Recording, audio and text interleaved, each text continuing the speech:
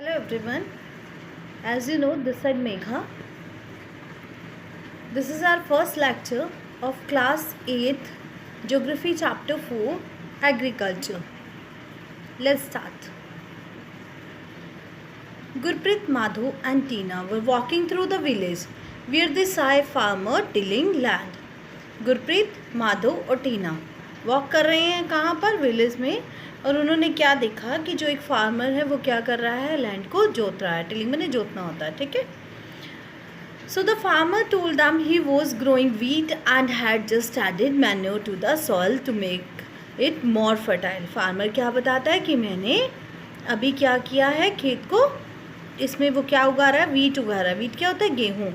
और उसने अभी उसमें मैन्योर्स ऐड किए हैं जिससे क्या होगा कि सॉइल और फर्टाइल हो जाएगी। He told the children that the wheat would fetch a good price in the mandi. अब जब उसके बाद फैच क्या होता है, लाना, जब वो मंडी में लाएगा तो उसे उसके वीट के बहुत अच्छे दाम मिल जाएंगे। It would be taken to the factories. उसके बाद वीट को वहाँ से कौन ले जाएंगे, फैक्ट्रीज वाले ले जाएंगे। और वहाँ पर क्या बनेगा, ब्रेड एंड बिस्कुट। किससे, आटे से। This transformation from a plant to a finish product. ये ट्रांसफॉर्मेशन क्या होती है, एक प्लांट से एक फिनिश प्रोडक्ट का बनना, जो 3 इकोनॉमिक एक्टिविटीज़ से होकर गुजरता है। वो 3 एक्टिविटीज़ क्या रहती हैं, primary, secondary and tertiary. Primary activities के अंदर क्या इंक्लूड किया जाता है, primary activities include all those connected with the extraction and production of natural resources। इसमें क्या रहती हैं, सबसे ज़्यादा एक्सट्रैक्ट करना और प्रोड्यूस करना, किनको, नेचुरल रिसोर्सेज को। सो एग्रीकल्चर, फिशिंग, गैदरिंग, ये क्या है, ये प्राइमरी एक्टिविटीज़ के एग्जाम्पल हैं। जो एग्रीकल्चर है ये प्राइमरी एक्टिविटी है हमारी। फिशिंग और गैदरिंग भी एग्रीकल्चर की फर्स्ट प्राइमरी एक्टिविटी में ही आता है। Secondary activities are connected with the processing. अब जो हमारा रॉ मटेरियल है, जितनी भी फैक्ट्रीज होती हैं उनको raw material agriculture sector provide करता है।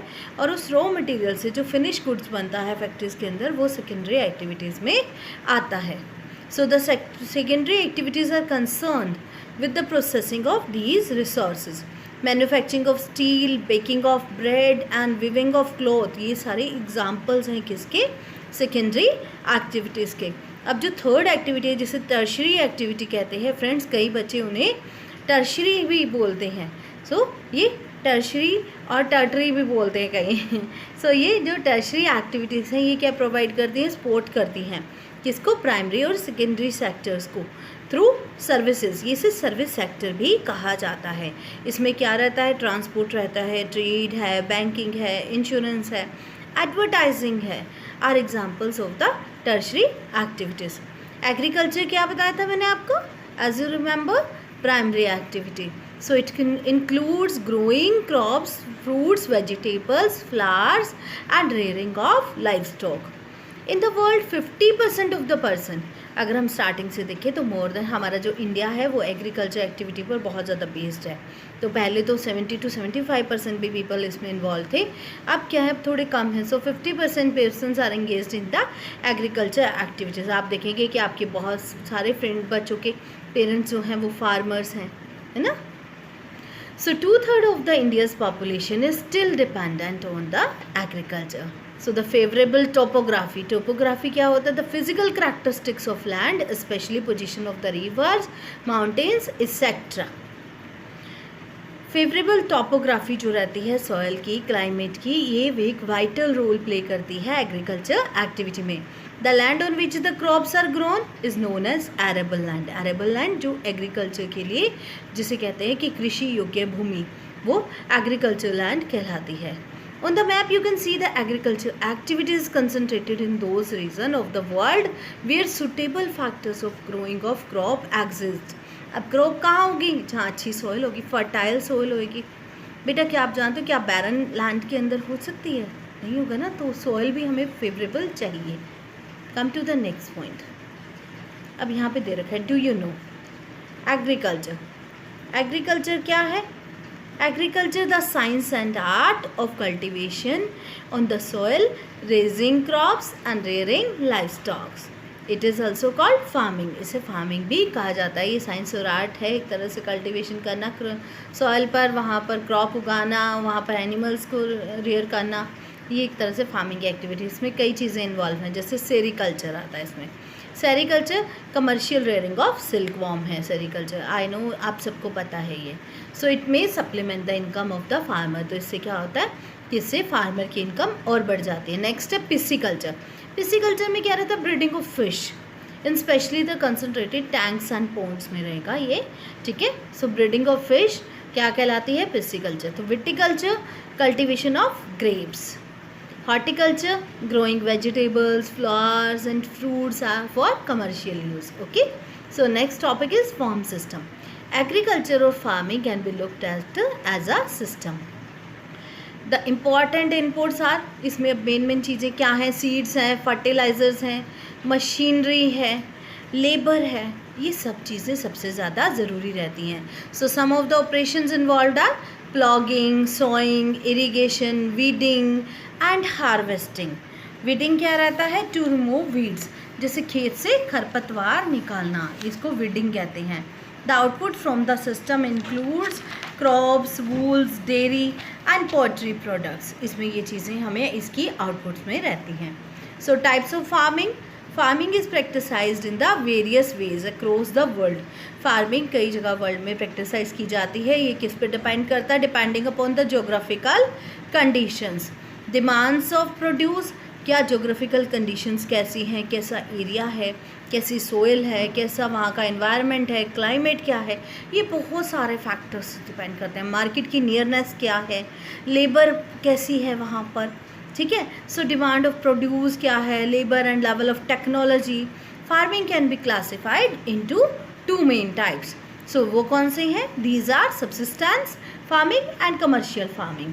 Subsistence farming, this type of farming is practiced to meet the need of the farmer family.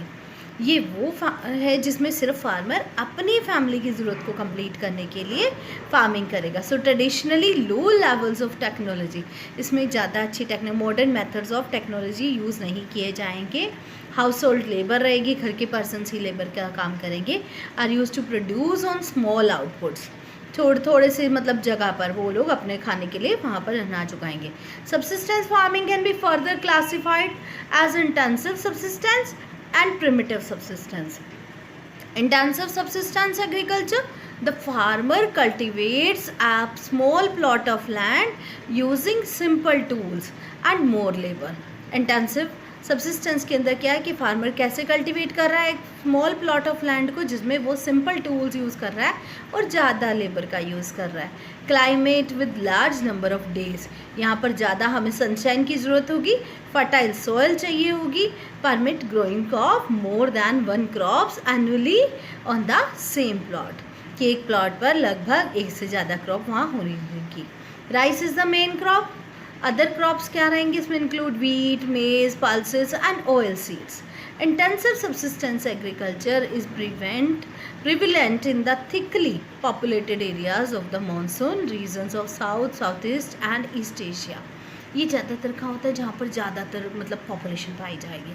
So the primitive subsistence agriculture includes shifting cultivation and nomadic herding. Primitive subsistence के अंदर क्या रहती हैं, ज़्यादातर वो रहेंगी जिसमें कि शिफ्टिंग कल्टिवेशंस रहेंगी और नोमैडिक हर्डिंग। नोमैडिक हर्डिंग जो खाने की तलाश में इधर से उधर भटका करते थे लोग ज़्यादा। Shifting cultivation is practised in the thickly forested area. अब ये जो एरियाज रहते हैं जहाँ पर बहुत ज़्यादा मतलब थिकली मतलब जहाँ से सनलाइट भी जल्दी से एंटर नहीं कर पा रही, पास पास पेड़ हैं, वो एरियाज़ कौन से हैं, Amazon basin, tropical Africa, parts of South East Asia and North East India. these are the areas of heavy rainfall, जहाँ पर रेनफॉल ज़्यादा है and quick regeneration of vegetation है, जल्दी से वेजिटेशन हो जाती है जल्दी जल्दी। A plot of land is cleared by felling the trees. ऊपर से क्या होता है कि पेड़ों को थोड़ा सा काट दिया जाता है, उससे क्या होगा कि वहाँ से सनलाइट एंटर करेगी एंड बर्निंग दम, उनको जलाकर जो एशेज़ होते हैं वो क्या करती है, पोटैश देती है ना मिट्टी को, तो ashes are then mixed with the soil, उससे क्या उसकी मिट्टी की थोड़ी फर्टिलिटी बढ़ जाती है। एंड द क्रॉप्स लाइक मेज, याम, पटाटोज, कसावा ये यहाँ पर ग्रो होती हैं। After the soil losses its fertility, the land is abundant and the cultivator move to a new plot. जैसे ही सॉइल अपनी फर्टिलिटी, आपको पता है बार बार हम अगर एक ही क्रॉप उगाएंगे तो धीरे धीरे क्या होता है, सॉइल अपनी फर्टिलिटी लूज़ कर देती है। और सॉइल में ये सबसे बड़ी एडवांटेजेस होती है कि अगर उसे कुछ टाइम के लिए छोड़ दिया जाए तो वो अपने आप से अपनी फर्टिलिटी गेन कर लेती है। तो सॉइल जब अपनी फर्टिलिटी लूज़ कर चुकी है तो उसके बाद क्या है कि जो लैंड है उसको अबेंडन छोड़ दिया जाएगा और कल्टीवेटर मूव कर जाएगा एक नए प्लॉट पर। शिफ्टिंग एग्रीकल्चर को स्लैश एंड बर्न एग्रीकल्चर भी कहा जाता है। So the next is the nomadic herding. Nomadic herding is practiced in the semi-arid and arid region of Sahara, Central Asia and some parts of India like Rajasthan, Jammu and Kashmir. Okay यहाँ पर ये रहती है, जैसे आपने इनके बारे में सुना घुमंतु चरवाहे, वो ज़्यादा मतलब यहाँ पर नोमैडिक हर्डर्स रहते हैं। So in this type of farming herdsman move place to place.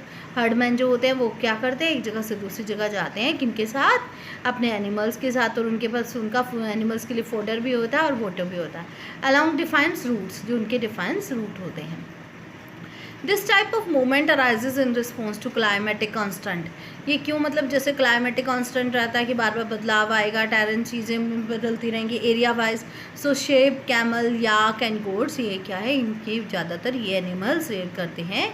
They provide milk, meat, wool, hide and other products of herders and their families. और इन जितने भी एनिमल्स रहेंगे इनसे जो प्रोडक्ट्स मिलते हैं वो सारे वो ज़्यादा से ज़्यादा सेल करते हैं।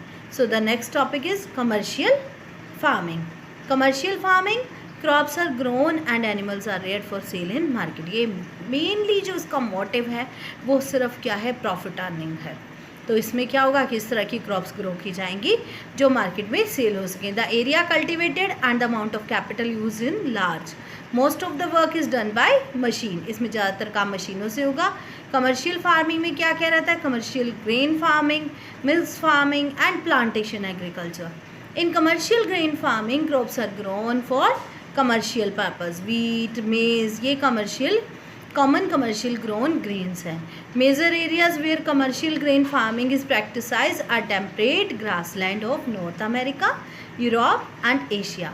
ये कहाँ होते हैं, these areas are specially populated, यहाँ पर ज़्यादा पॉपुलेशन नहीं है, with large farms spreaded over 100 of hectares. Severe winter, जब ज़्यादा सर्दी रहती है तो वो रिस्ट्रिक्ट करती है किसको, ग्रोइंग सीजन को, and only a single crop can be grown. अब हम आते हैं मिक्स फार्मिंग पर। मिक्स फार्मिंग क्या है, जो वो लैंड जिसे हम फूड क्रॉप करने के लिए भी यूज़ कर रहे हैं और फॉडर क्रॉप्स के लिए भी और रेयरिंग एनिमल्स के लिए भी, ये कहाँ प्रैक्टिसाइज्ड होती है, यूरोप में, eastern USA, Argentina, south east Australia, New Zealand and south Africa. Plantation are a type of commercial farming, ये भी कमर्शियल फार्मिंग में आती है। Where single crop of tea, coffee, sugar cane, cashew, rubber, banana और cotton are grown. ये example है plantation agriculture के। Large amount of labour and capital इसमें सबसे ज़्यादा रिक्वायर्ड रहेगी। The produce may be processed on the farm itself और near by the factories में मार्केट की नियरनेस होना सबसे ज़्यादा ज़रूरी है। So the development of a transport network is thirst essential. इसमें सबसे ज़रूरी, मैंने आपको बोला ये ट्रांसपोर्ट है, इसके लिए ये सबसे ज़्यादा ज़रूरी है। Major plantation are found in the tropical region of the world, rubber in Malaysia, coffee in Brazil, tea in India and Sri Lanka are some example. आज के लिए इतना ही। Thank you so much. Stay home, stay safe. Thank you.